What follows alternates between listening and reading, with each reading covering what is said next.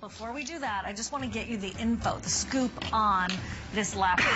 This is the Oblong Lapis sterling silver earrings, customer pick at $139 from $174.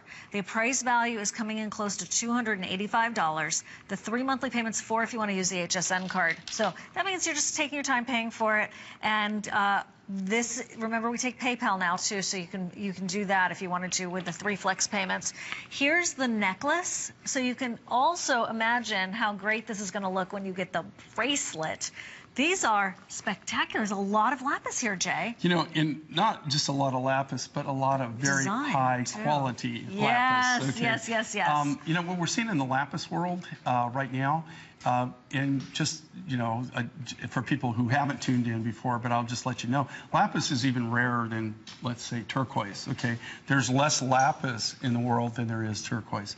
Turquoise is found, or lapis is found in a few places in the world, but the only really commercially viable area that I've ever been, anyway, know about. They do find it in Chile, but where it's in commercial quantities, but it's really, it looks more like sodalite. Has a lot of white, and a lot of speckling in it.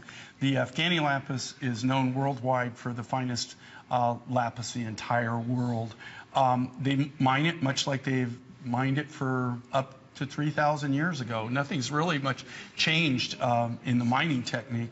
There's no huge lapis mine. Now, I'll clarify that. There are mines in lapis in Afghanistan where they commercially mine lapis, and they do have big equipment in there. But what's it for? Okay, it's not jewelry grade. Okay, it's what you see your countertops are made out of. Oh, right.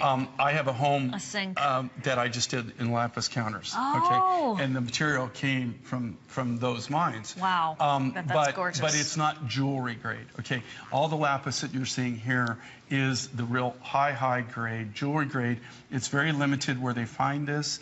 It comes out of very small deposits. It comes out of small mining deposits in the different villages in the Hindu Kush region of Afghanistan. It's very remote. There's no infrastructure. There's no electricity.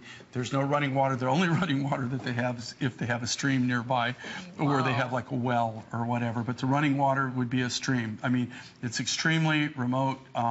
They don't have power lines, but they don't have roads. Okay, everything is either walked out with a backpack on foot, or it's brought down on pack animals.